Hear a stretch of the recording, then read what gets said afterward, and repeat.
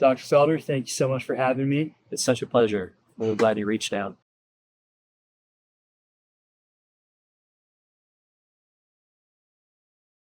Yeah, of course. So I always like to start with this question. It's a big question. Where did your interest in medicine begin? This is quite a story. You sure you got a minute? Oh, yeah. Okay. So I was like the last person on earth who should be a doctor, basically. And I know you moved around a lot growing up too. So did I. My dad was a doctor in the military, and I thought it was the last thing I would ever do. You know, a lot of us have daddy issues growing up and stuff. My dad was a brilliant guy, a really good guy, but hard to get along with sometimes. And he would always be working late, coming home really late, and didn't spend a whole lot of time with us. And I thought, I don't want to be like that. You know, like I want to be there for my kids. I don't want to be a doctor for that reason. Later on, I learned that's just more his personality than being a doctor per se.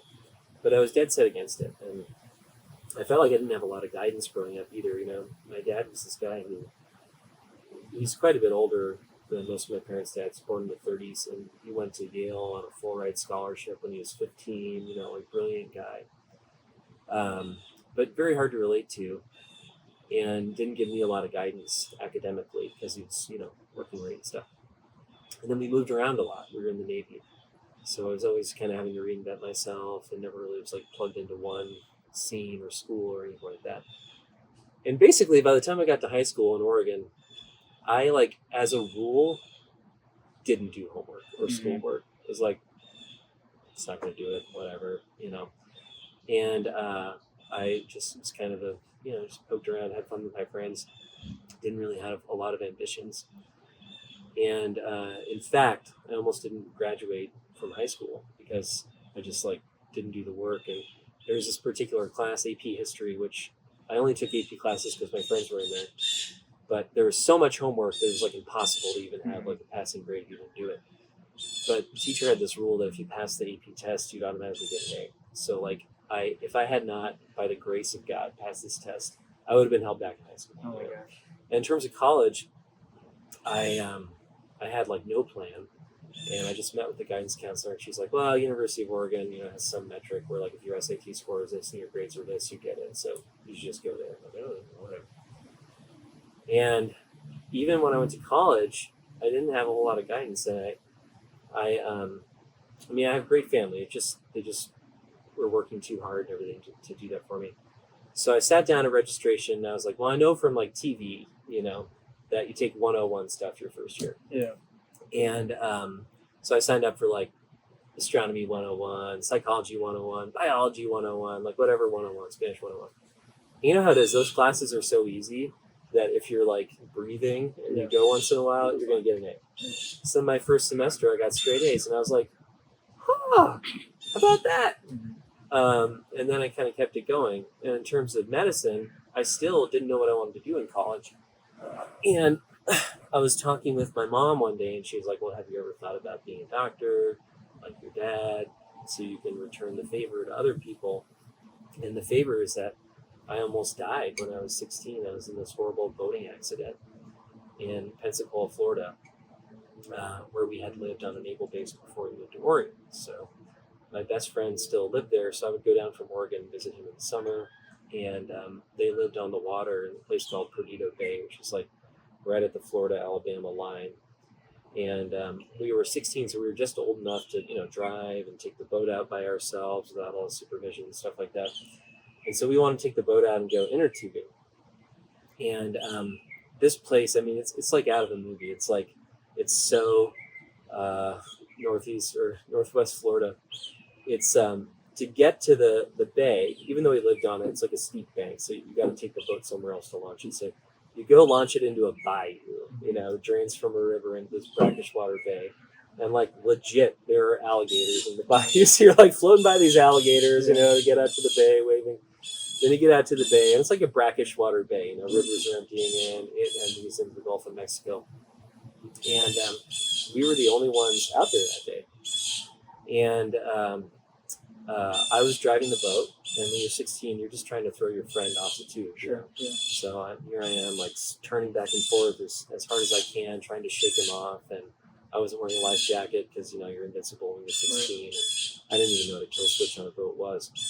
And I turned the wheel too hard, and I think a wave hit the boat at just the right time or something, and the boat turned up on its side, and I got thrown out. And actually, at that time, everything was fine. I wasn't really near the boat. I didn't get injured. But because the wheel was turning all the way in one direction, the boat was making these tight little circles. And my only thought, being 16, was like, we are going to be in so much trouble if we don't get this boat back, That's when you pissed. Yes, exactly. And, I was an idiot. And I just thought, I'm such a good swimmer. If I go over and time it just right, the boat's going slow now. It's just turning these tight circles. I can time it and grab the side and pull myself back in. So that's what I tried to do. And I did make it to the edge of the boat, but I just couldn't pull myself in before my hands slipped. And so then at the last second, I had to dive to get away. And the boat propeller came and chopped me up all down my backside, my buttocks and perineum and all that stuff, and like down my ankles, and broke all kinds of bones. And it cut right down to like the ischium, like the pelvic bones, but somehow didn't cut the sciatic nerve. I had to have a colostomy for 6 months. I'll get to that whole thing because of the damage in that area. And so at that point, I'm sitting there bleeding in the water. I can literally see flesh trailing around me. Oh my God. And I knew I shouldn't try and move my legs because that's what had been injured. I was like, I don't want to make this any worse. So I'm treading water, My friend had a life jacket on, so he comes over, and he was a lot more traumatized by this than me. I was young enough. I was like, I just got to get to the hospital. I'll be fine. I was an idiot. And so we're then sharing a life jacket, each one arm in the life jacket, treading water with the other arm. And by the way, the boat ran out of gas like 5 minutes later, so it would have been fine had I waited. But and it was very difficult to make progress towards shore because the tide was coming out. And we were like in the middle of this bay, and there was nobody else out there. Oh my gosh. And we were out there for about 45 minutes, and then it started thunderstorming. In this part of Florida, the sky can like suddenly turn black, and thunder and rain pour down out of nowhere. And that happened. And that actually was like the best thing that could have happened, because there was a guy who lived on the water, and his boat was in his backyard, and he came out to cover his boat from the rain, and he saw us, and he came out and got us. And then, so he, pulled me in the boat, took us to shore, called 911. And then there was just this like epic, like, rednecky, like Kenny Powers moment where these volunteer firefighters that have been waiting their whole lives for this moment came zooming down the bayou with their Oakleys and their mullets on jet skis, to save this young boy. And they're amazing people. And they saved my life. And then a helicopter came, and I had to get life flighted to the hospital and everything. And by the way, this bay feeds into the Gulf of Mexico. So it's like alligators on one side and sharks on the other, And it's brackish water, which when you go to medical school, you'll live about the kind of stuff that lives in, you'll learn about the kind of stuff that lives in there. Like there's a bacteria called Vibrio vulnificus, which if it doesn't sound evil enough to you, it's what causes like flesh-eating bacteria and stuff. So it's absolutely, utterly a miracle that I even lived through this. Like people don't live through that kind of thing. And anyways, so I go to the hospital. I had to have, surgery all night, get a colorectal surgeon, a orthopedic surgeon, and a plastic surgeon, because I had these huge wounds. I was like missing skin and muscle and stuff like that.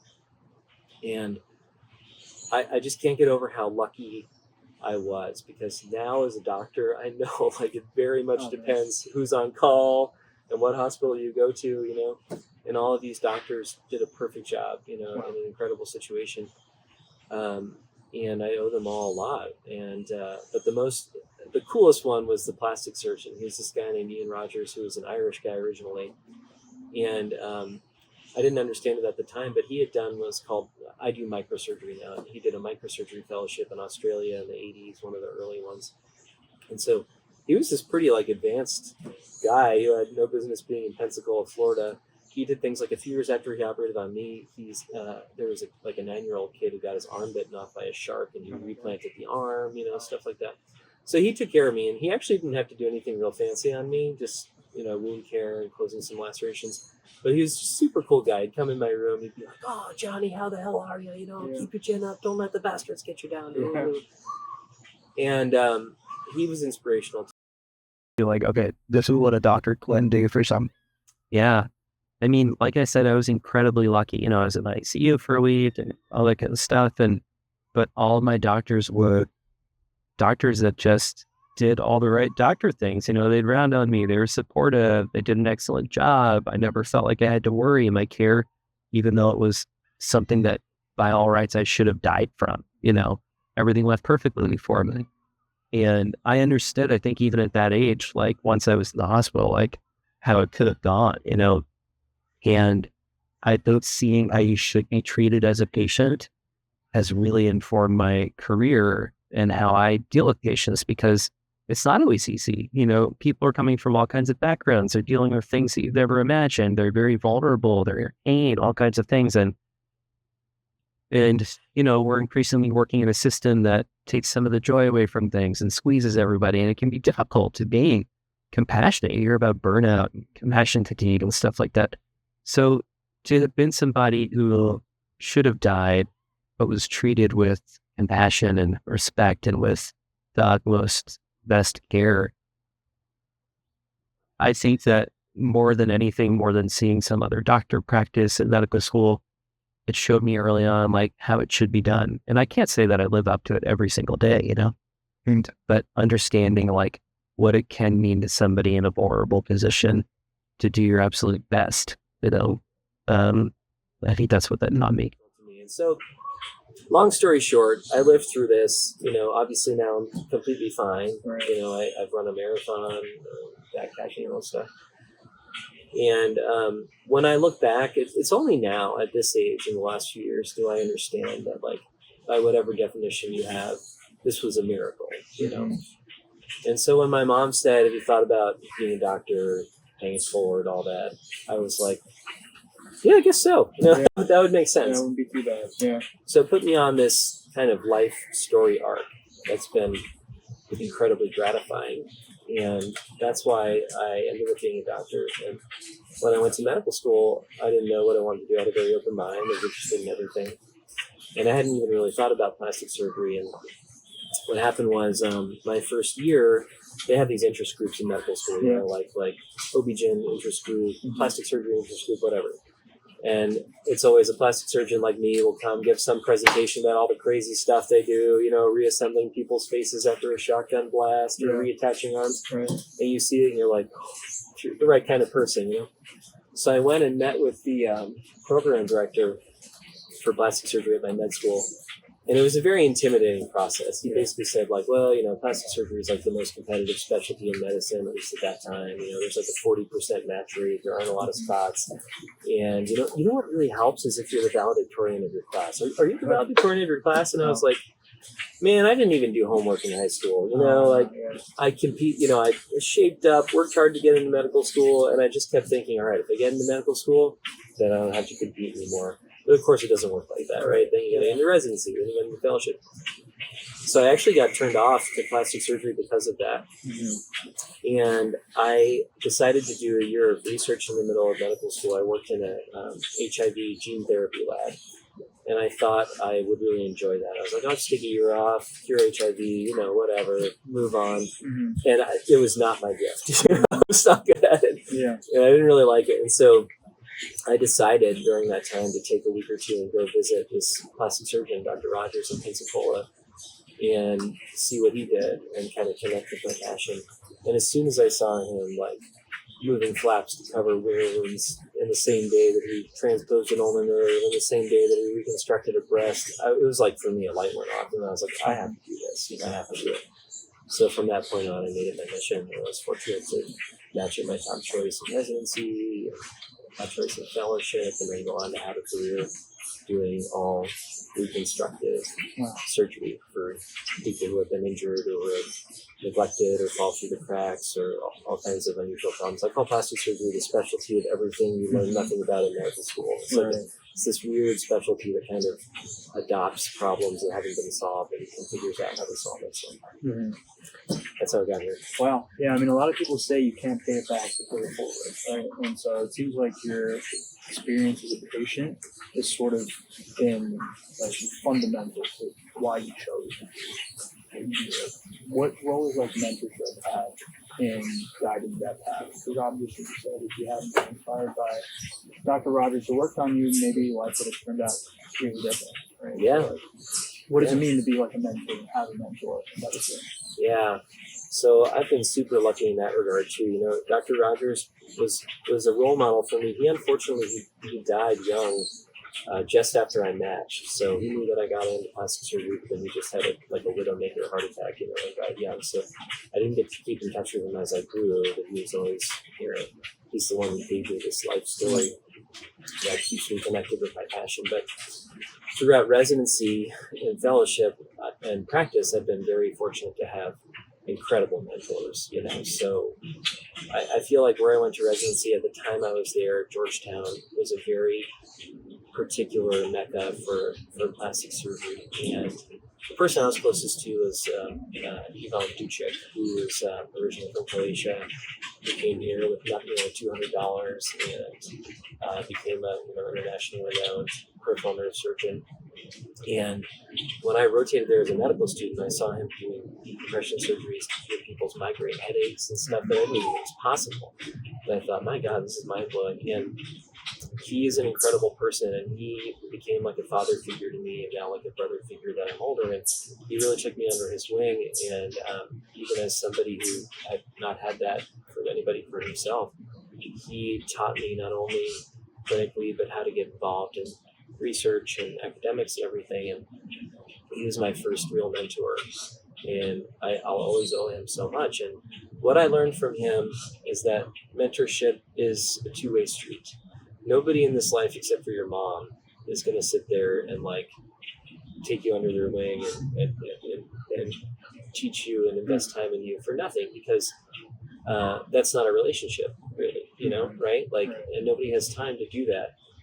Dr. Ducic, I think, is the closest person to that I've ever met. Like, he really invested a lot of time in me. But generally speaking, a mentor relationship is productive if they're helping you along and then you're helping them. So for me in residency, that was writing papers for Dr. Ducic and helping him advance his career, which also helped me advance mine. I would go to meetings and present, and then that prepared me for fellowship and a career in academics, where I then knew how to do all that stuff.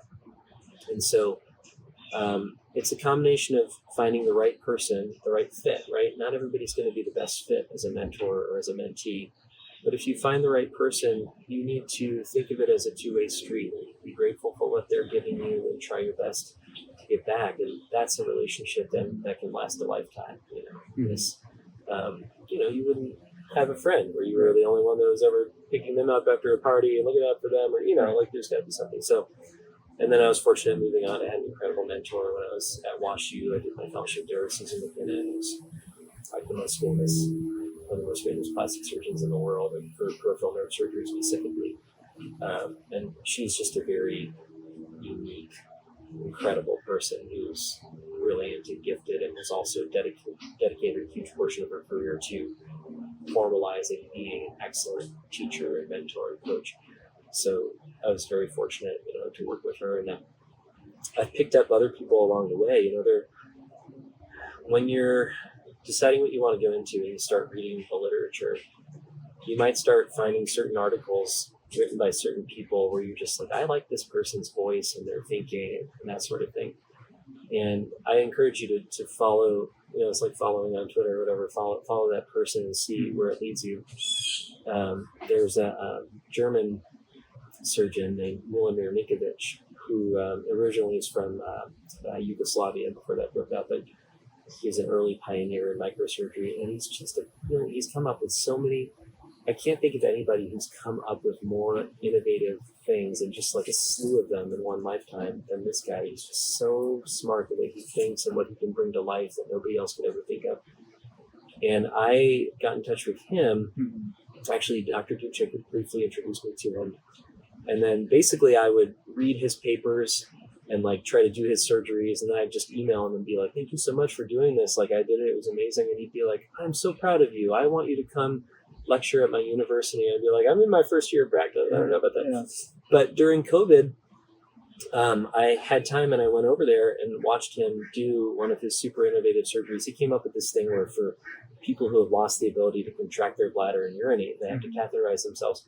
He will take a muscle from the back, transplant it, connect it to the blood vessels and nerves in the abdomen, wrap it around the bladder, and then they can urinate again. And it's an amazing thing. And it's like, for some reason, it's never caught on in the rest of the world, even though he's published it in like the Lancet.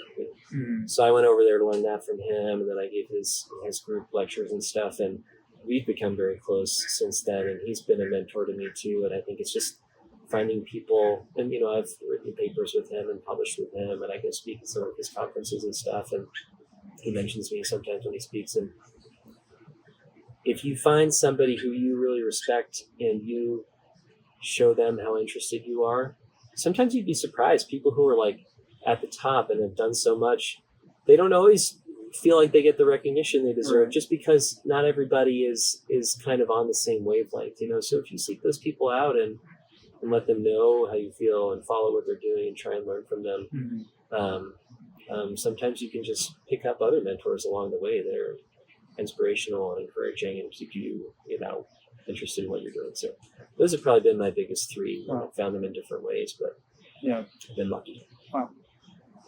So obviously, you know, becoming a doctor, a huge part of that was being treated by other great doctors, right? And as you're becoming a doctor and moving through all the stages, mentorship is a huge part in medicine.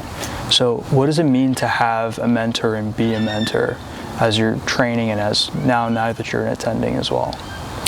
Yeah, well, I've been incredibly lucky to have super strong mentors during my training. And there's absolutely no question that it makes all the difference in who you end up being, whether you're able to connect with a good mentor or not. And the tricky thing about mentoring, especially in surgery, is nobody has time to be a mentor. But some special people still do it. And I think the key to success, or the definition of a mentor-mentee relationship, is that it has to be a two-way street, right? There's only one relationship in life where somebody's going to do everything for you and help you and expect nothing in return. That's your mother, right?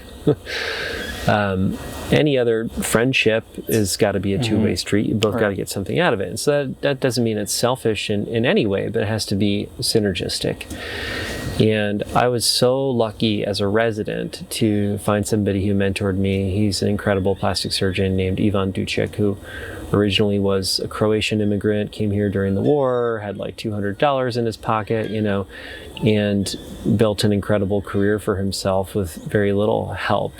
And it's always the most amazing when people like that can turn around and take somebody who's relatively privileged and from the system and everything under their wing and help them. And that's what happened to me. And I can never thank him enough for giving me what he gave me and making me who I am. And, you know, he certainly took time to teach me and encourage me because I showed a lot of interest in what he was doing. And he was a pioneer in peripheral nerve surgery, which is something that some plastic surgeons do. And when I rotated as a medical student, I saw him doing nerve decompression surgery to fix migraine headaches and chronic pain. And I thought, this is amazing. I didn't even know this was a thing. And so I was kind of enthralled with what he did. And he was such a good doctor and good person and good surgeon that I found it very natural to gravitate towards that. And at that time too, there weren't that many people interested in peripheral nerve surgery, so it was something that was kind of cool to be a part of as it was rising. And so he did a lot for me, and I learned from him that it takes work on both sides, you know. And so in repayment, I would do research projects and write papers for him. And of course that helped him advance in his career through professorship, but it also helped me. It taught me about how to handle the academic side of medicine, how to do good research and share what you're doing with the world. And, you know, I got to go to conferences and present as a resident. And then ultimately when I went into academics, helped me know how to be a good academician and contribute in that way. So I was really, really fortunate to have him. And then he had sort of groomed me to go do fellowship at Washington University in St. Louis with Susan McKinnon, who's the chief there, and she's really the most famous peripheral nerve surgeon ever, maybe the most famous plastic surgeon living in some ways right now. And she was an incredible mentor to me. She's one of these people who not only has, you know, like probably has like 700 publications, been the president of every society, gotten all the medals and stuff, contributed massively to the field, but she has taken the time to make herself a dedicated surgical teacher and mentor. She's somebody who thinks about that and carves out her energy to do that. And so to be trained at a high level by somebody like that was like a once in a lifetime opportunity. And then I was hired on there and became her partner for 7 years. So she's continued even to this day to help mentor me.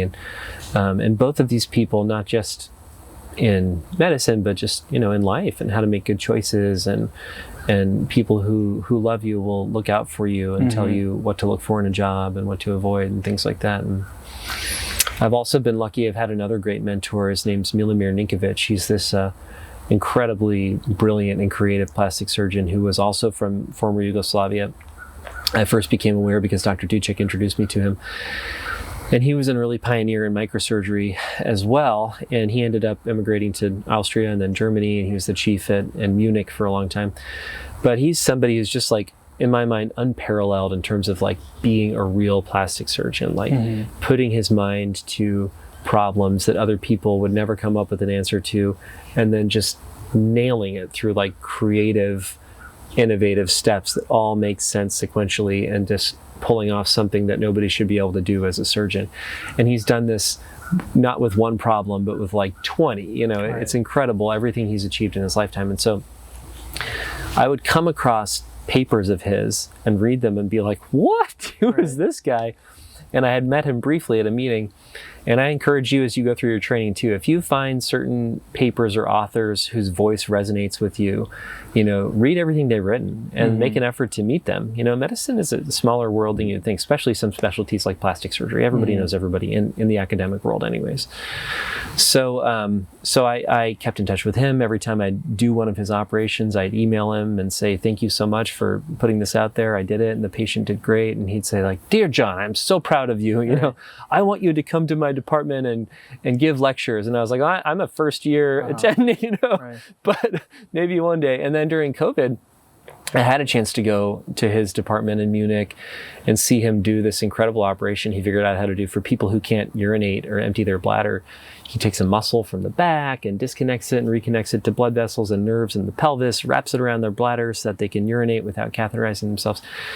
And then I got to really know him in person, and then he's been an incredible mentor to me as well. Just sometimes even people who are kind of famous in your mind, they may not feel recognized enough because some people just can't get on their wavelength. And when they find somebody who appreciates that and who wants to talk about these ideas with them and see where it leads, they're sometimes thrilled just to have a friend like that, even if you're somebody very junior. And I've been lucky to have these role models who are all like top of the world class in what they do, but take time for the little people, and that's what I would look for in a mentor, somebody who, even though they're super accomplished, doesn't necessarily act like that, who's willing to, for the right person with the right interest, take their time and help.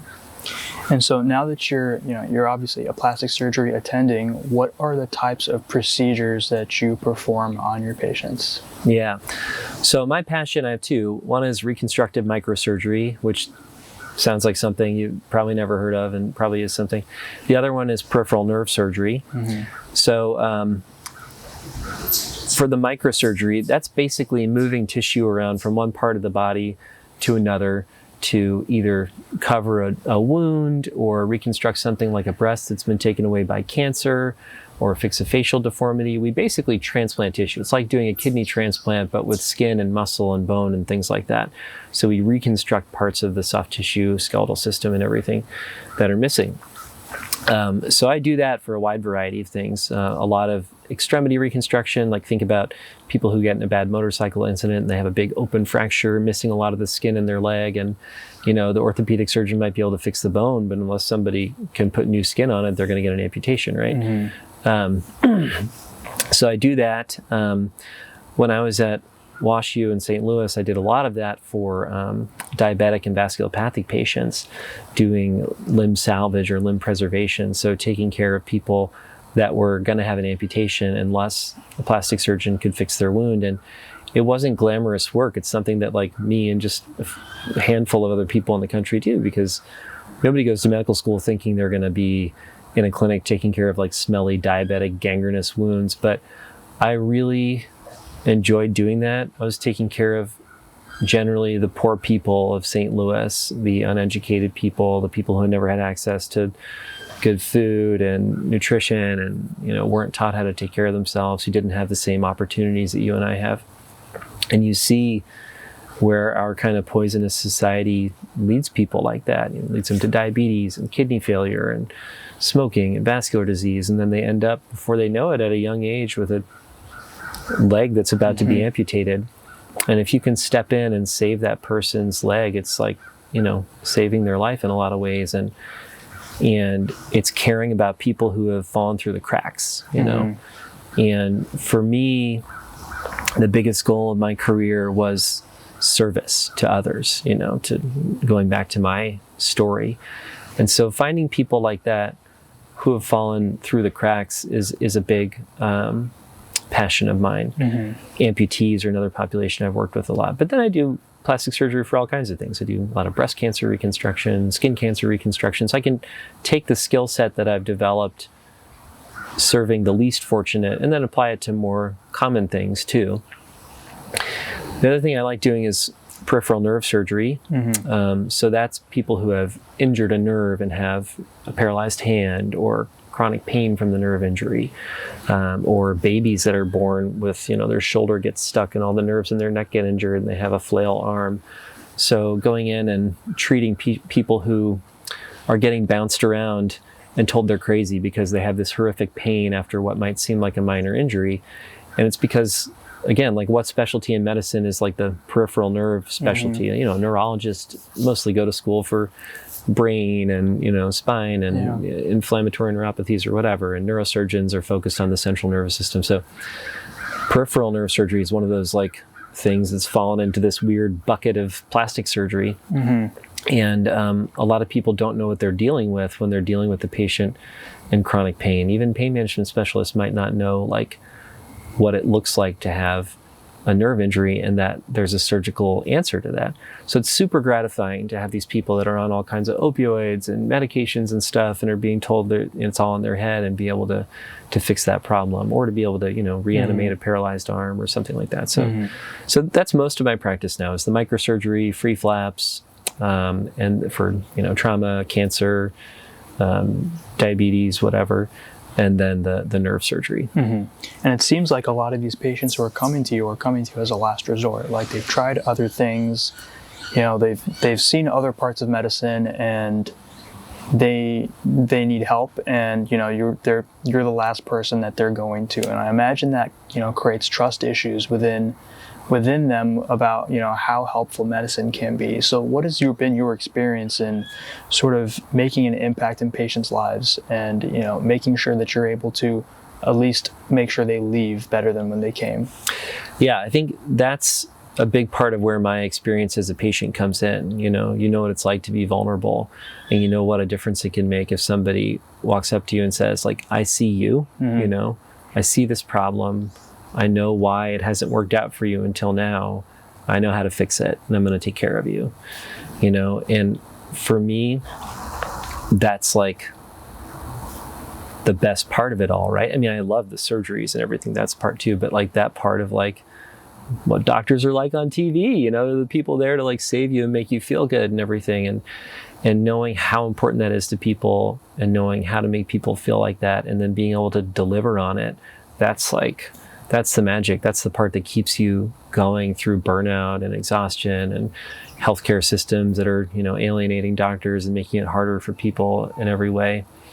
That's what it is. And plastic surgery really lends itself to that because I call it the specialty of everything you never learned in medical school. It's all this kind of weird stuff that slips between cracks, and it's a specialty based on principles and not particular parts of the body or particular operations. It's taking surgical principles and then applying them creatively to all kinds of different problems. So it really lends itself to that because some of the problems we treat, like difficult wounds, nobody goes to medical school to be a wound doctor. There's no like wound specialty, right? It's mostly plastic surgeons that know how to do it, but it isn't plastic surgeons that it often falls to because most plastic surgeons are doing boob jobs and facelifts and stuff like that, right? So it's often people go to like a wound care center, and there are a lot of well-meaning doctors there, but they might be people that got burned out in another specialty and then did a little training in wound care and they're doing that. They don't have the full set of tools that I have, you know, or they might be like, you know, podiatrists who have a certain amount of training and are willing to take care of that, but again, don't have the full set of tools. So if you see somebody and you kind of know the story, know what they've been through, know that, you know, they've had a wound that's failed to heal and everything's been tried, but I can immediately look and say, this is why, and this is how we're going to fix it. You know, I think it really gives people hope. And it's the same thing with the nerves, and same thing with patients facing cancer that need a reconstruction, you know, like just being able to say, like, I've been down this road. I see why you've fallen through the cracks. You know, I see you, and here's how we're going to fix you. That's the best part of being a doctor. Yeah. Have there been any particular patients over the years that have stuck with you, perhaps reminded you of why you decided to, you know, become a doctor? Any particular stories that were meaningful?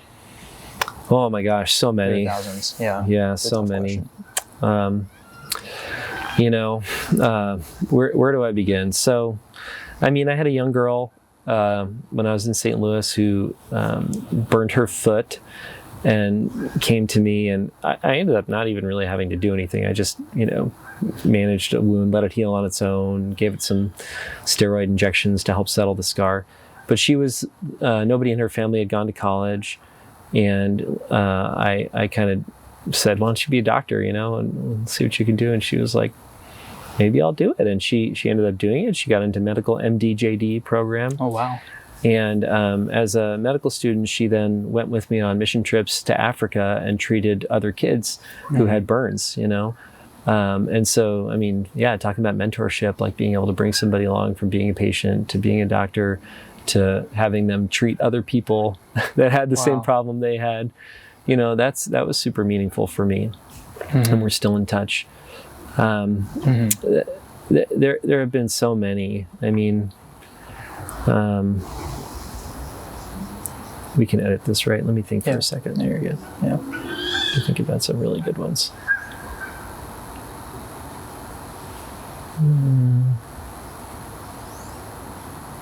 I don't know. I've had so many. I'm trying to think like who would be really good. Okay. I had a patient who was a retired, I used to work with amputees a lot, and I ran an amputee clinic because that's something else where people have this conception that you just kind of chop somebody's leg off, take the staples out and send them on their way and they're going to get on with life. But it's not like that at all. Like, people have horrible problems after they have an amputation. Sometimes there's no choice, but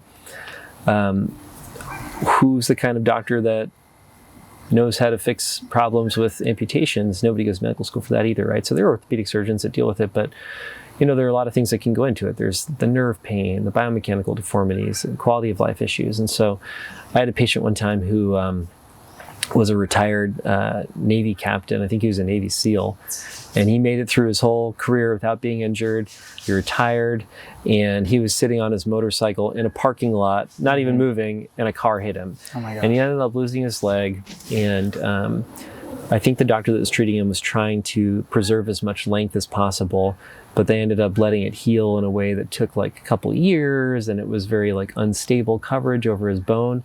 And this is a guy who like surfed and snowboarded and did everything. He was like very fit, and he couldn't do any of the things that he loved to do, even though he wouldn't have let the amputation himself, you know, hold him back, itself hold him back. But just the way the amputation was, he couldn't do it.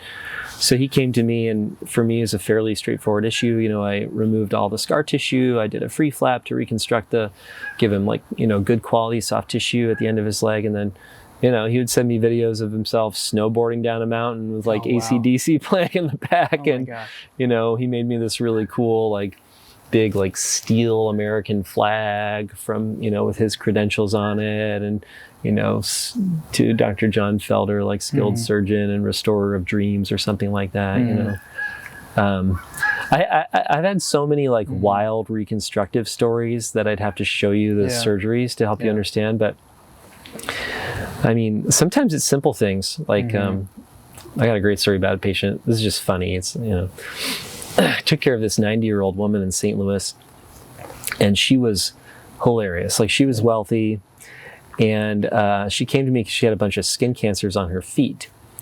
And it was because when she was little, it was so long ago that shoe stores used to have little x-ray devices where you put your feet in, you could see your feet under the x-ray. It was like a novelty. They'd size your shoes that way. And she said she loved doing it. So as a little girl, she was always in the shoe store doing that. And so she ended up with all these skin cancer of her feet when she was 90. And she was like 90, but sharp as a tack, you know, couldn't see that well. Was like had smoked every day of her life. And when I talked about smoking cessation, she was like, I'm 90, you know, like I'm not going to stop. So I had her see a vascular surgeon. After he fixed that, I took care of the skin cancers. But, you know, I think at that age, like a lot of her friends were dead, and she would just kind of come to clinic probably more than she needed to, just to see me. And she's one of those kind of patients that you could really tease, and she would tease you back. And all I did for her skin cancers was shave them off and then had her put Vaseline on them until they healed. And I would tell her to just slather on that Vaseline. And one day she brought me a gift. She brought me a manila envelope and a jar of Vaseline that was studded in rhinestones. Oh, wow. In the middle envelope, there was this certificate that said, to Dr. John Felder, certificate of recognition as like Vaseline champion from the Vaseline folks, you know, and it said slather it on it. Wow. And then there was a letter in there from her attorney, and she had wanted to give me stock in Vaseline. Oh my gosh. Literally, funny. it's from her attorney. That's It was crazy. like, dear Mrs. So-and-so, as you know, Vaseline is owned by Unilever, which is in your holdings. So, here we bequeath 10 shares to, Dr. John Felder. Wow. She was like, you have to cash it in. I was like, I'm not doing that, Yeah. But so I don't know.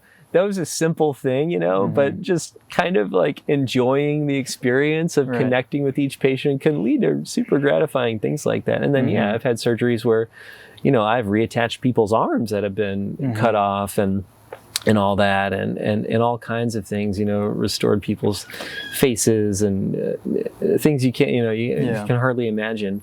And some of it's the fun of the surgery, some of it's taking care of the patient, and there are all these incredible stories, but they can be because it's something dramatic or just because you really connect with people. Right.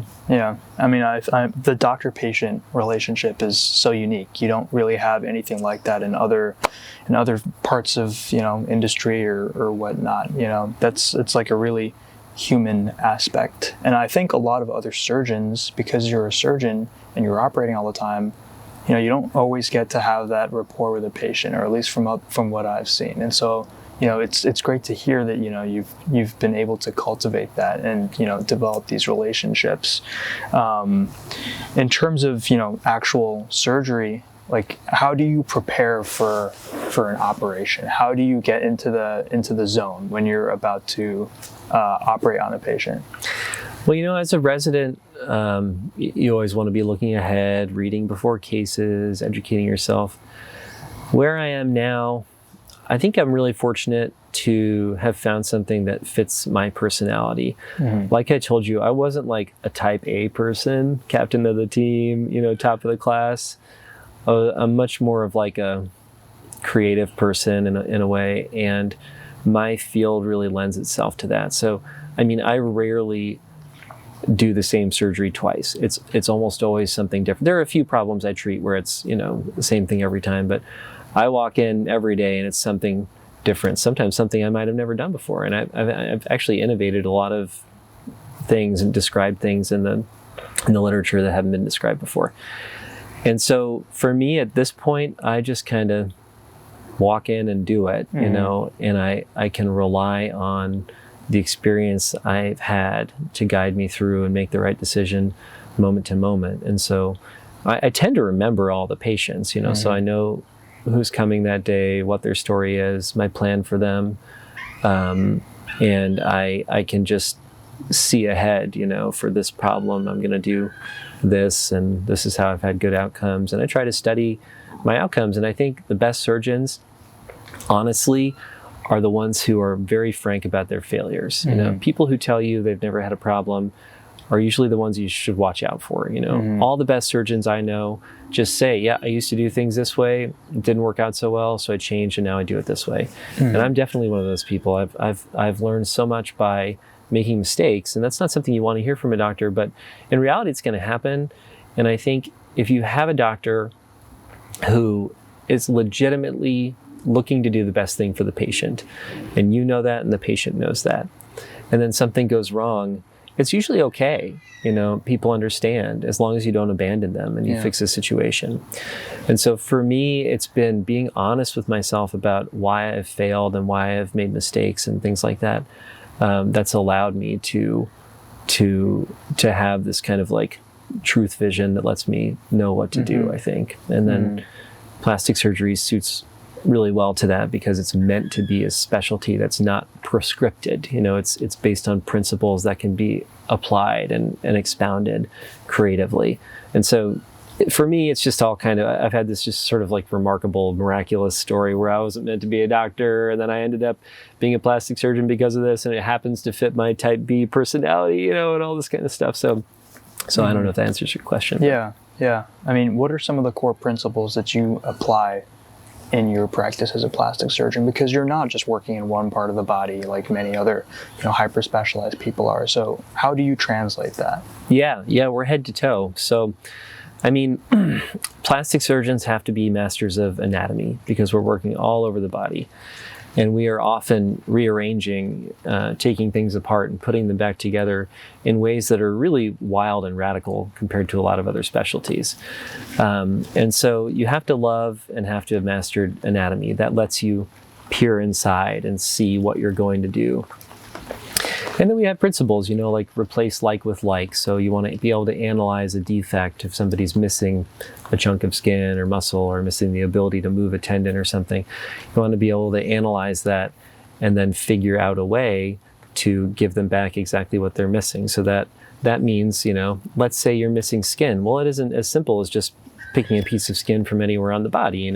We have to take a piece of skin with the right texture and quality and thickness in a place that has blood vessels that supply it, that we can transplant the skin based on those blood vessels. The blood vessels have to be the right size and length to match where we're going to put it, So it's having this like catalog of anatomy in your mind that gives you the flexibility to, replace like with like and so on and engineer ways to solve problems. So I think you have to be in love with what you do. You have to be somebody who, you have to do something that you enjoy reading about and thinking about and talking about, and if you're in love with it and you master the fundamentals, I think it comes naturally to want to take it to the next level. In terms of ensuring that your patients are fit for surgery and that you can actually do something to help them, like how do you evaluate, is this a patient who I can operate on, and perhaps this is someone that I shouldn't operate on? Yeah, so I mean, that can be kind of broken down into like the patient's broader medical condition, like are they fit for anesthesia and surgery and so on? And it can be broken down into like the specific problem. Are they a good candidate? So, generally multidisciplinary care, like, look, as a plastic surgeon, I'm not like optimizing somebody's glucose and sodium and, heart disease and everything. I'm depending on other doctors to do that. And we communicate with their offices. We have patients evaluated to make sure things are going to be safe. Some people are just healthy and you don't have to worry about it. Some people, like diabetic foot reconstruction, you really want to make sure you have all your colleagues on board to make sure it's safe for that person. In terms of is somebody going to be fit for a certain procedure and have a good result? In my book, there are a couple things that go into that. One, you mentioned the doctor-patient relationship. A curious thing about that is you are meeting sometimes like, dozens of new people every month. And they're people that have to really open up to you and you to them. So you get a very quick insight, I think, into human psychology more than a lot of other people in other fields that have a more limited group of interactions. So you have to learn who somebody is quickly, what they're expecting, whether it's realistic, whether you can deliver that for them for their type of problem. And you have to be able to set clear, realistic expectations, particularly in plastic surgery where it's like we're not doing the exact same thing every time. Like people don't have a sense of, they know what to expect with like a total knee replacement, right? You go in, doctor looks at your x-ray, picks out a piece of metal, puts it in there. You're supposed to be able to walk the next day without arthritis. It's very different if you walk in with like a hole in your chest, Right. So I think you have to be able to, you have to be a student of, human nature and psychology, understand what people are expecting, and be honest with yourself about whether you can deliver it. And then beyond that, just in terms of whether something's possible or not, experience and training are your guide. Like if somebody's poorly suited for something and it's unlikely to work out for them, you have to be honest. And that's where your motivation to do service comes in. You have to be led by a desire to serve others. Otherwise, you're going to end up doing things for money, that are not always going to work out well for the patient. And some people can live with that and some people can't. For me, it's not, I feel like your path should be service and sincerity and a love for what you do and a desire to help other people. And if you don't lose that and you keep it with you, you're going to be successful enough. Like what's enough? Like some people want to make $20 million a year as a doctor. I don't know why you need that personally. Is there any way to ethically do that, or does that always come at a cost, would you say?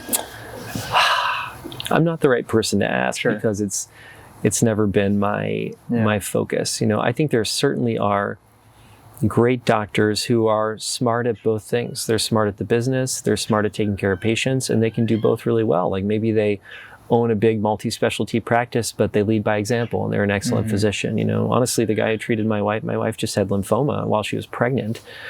And we initially went to a university for care and they kind of misdiagnosed it and she would have honestly died. And we found somebody here who is not in academics, but he's like an encyclopedia. Like he's got a photographic memory, he knows everything.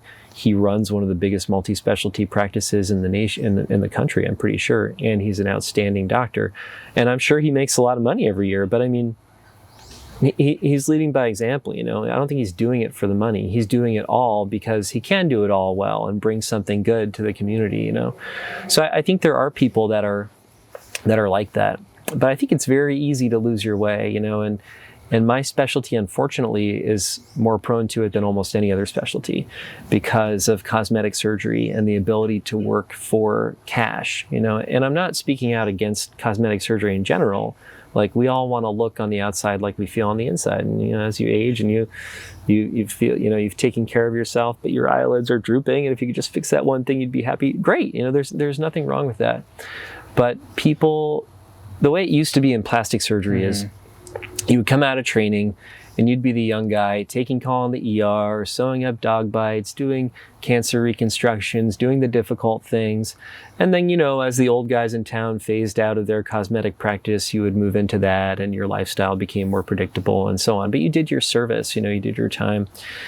And I think in plastic surgery, unfortunately, that's less and less the model, and people want to be a TikTok doctor where they're, come out and they're some kind of celebrity and their life is more about making money and practice management and drawing people in and getting cash. And again, you have to judge each individual person, right? So I'm not saying everybody's like that, right.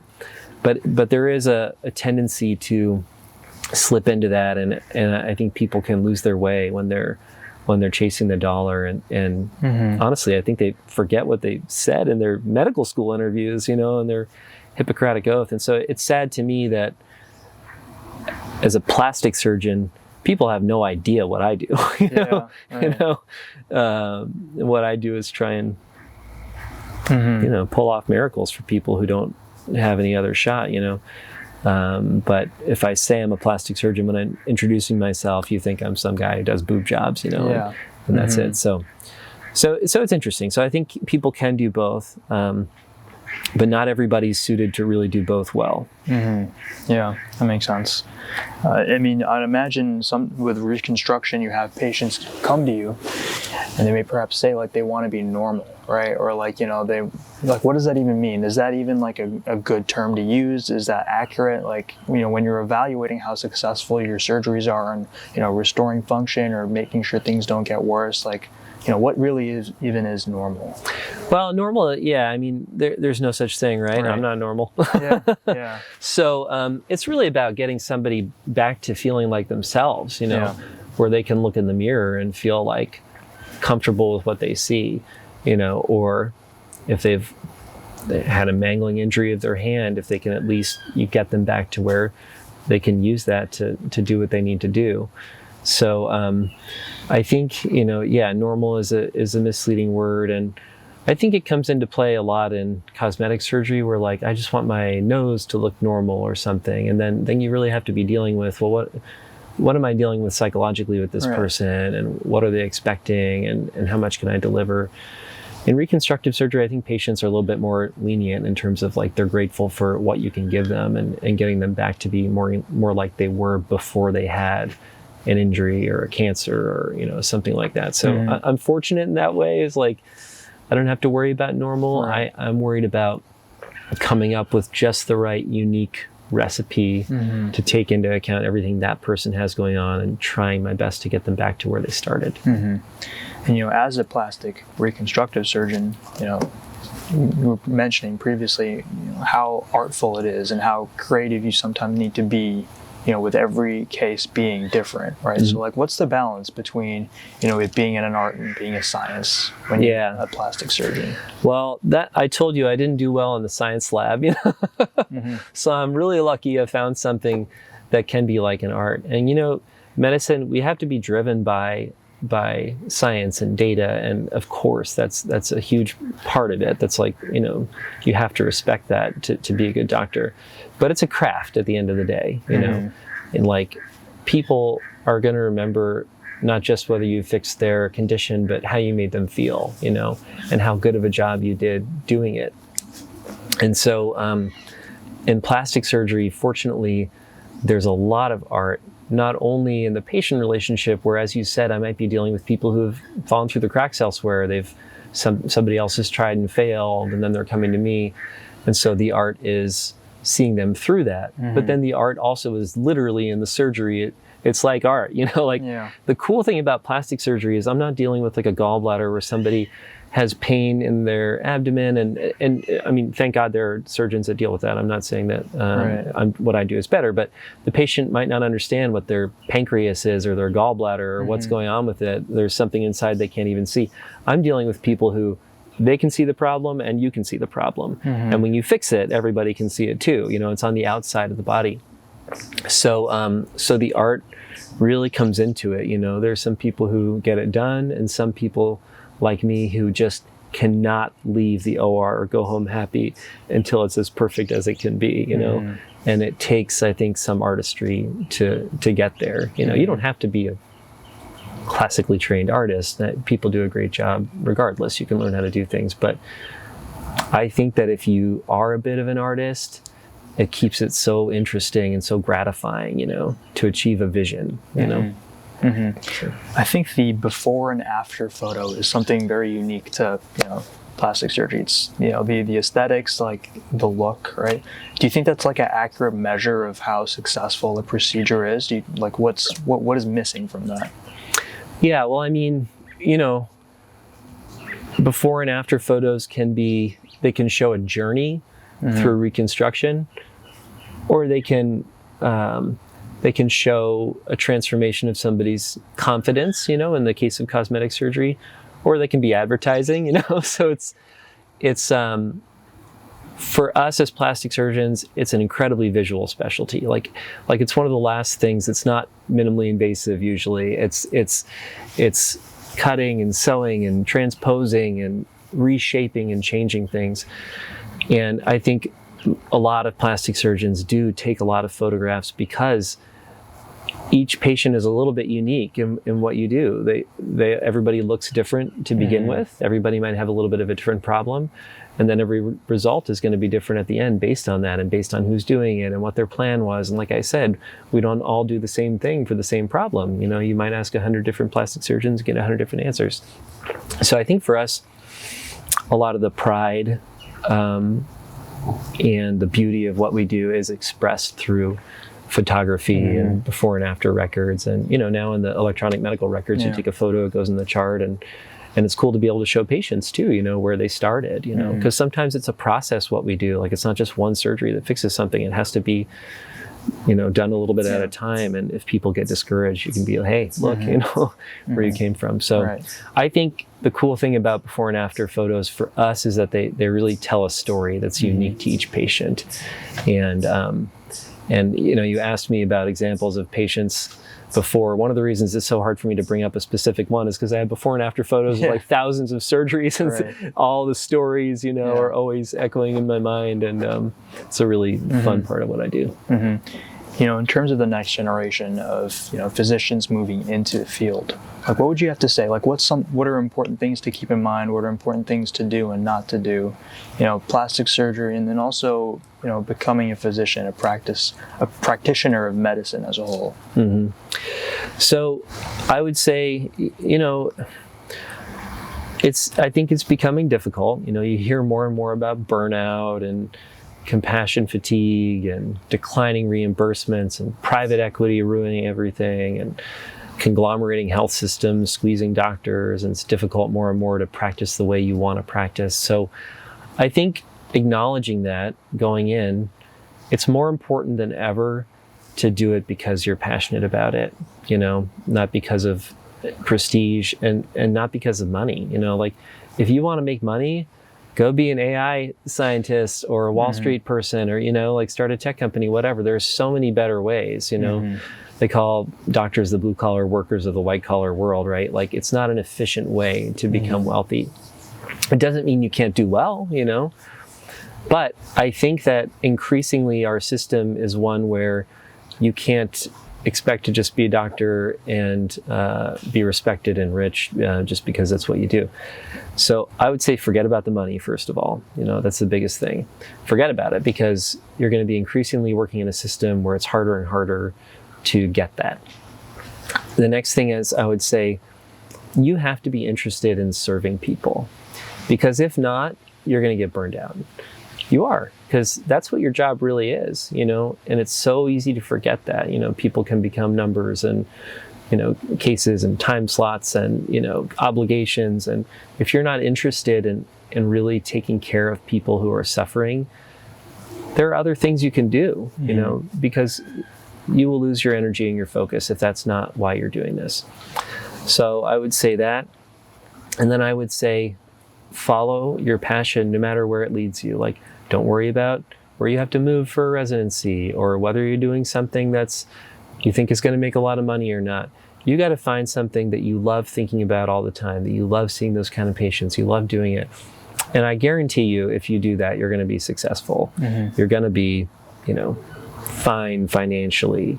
You're going to love what you do. And medicine is this cool thing where it can lead to so many different opportunities, You don't just have to be in a clinic practicing as a doctor. If you're in academics, you can be flying around the world, speaking at conferences like I do. You can be teaching, you can be doing research.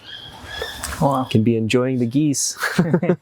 Right. You can be consulting for industry. You've got the intellectual capital. You can be an author. You can go on TV. You can, there's a lot you can do. And so I think that not worrying so much about fitting a mold, not worrying so much about the money, just really honing in on what you love doing and following that, and then finding a way to be of service to people who are suffering. Those are the things that are going to make it worth it, even in today's day and age where it's harder and harder to, to feel appreciated as a doctor. And looking back over the years, would you say that medicine is now what you thought it was back when you started, when you were, looking at the path? Yeah. I mean, like I said, I was completely unprepared. Yeah, sure. I had no idea. I was just kind of like, oh, this seems good. Gratifying life story. But yeah, I mean, I think so. I think it's still great. And it's always getting harder, in the US, despite all our problems, it's still absolutely the best place to practice medicine in the world. We have so many fewer constraints, from a systems perspective. We're not told what we can and can't do. There are a lot of different options for how to practice. Resources are much more abundant, for better, for worse. Compensation is a lot better and everything like that than other countries. So it's still good, You hear more doom and gloom, the morale tends to be lower, But at the end of the day, do I still get to do what I set out to do? Like take care of people, do surgeries that I love, help one person, on an individual basis and make their life better? Yeah, I do, It's all a little harder, there's like more burdens of record keeping and, more people monitoring everything. It's not like the medical students are doing the surgeries anymore. It's different, but you can still get out there and live your dream as a doctor for sure. Yeah. Well, Dr. Felder, thank you so much for your time. Really appreciated the interview. Absolutely. All right. Thank you. You're welcome.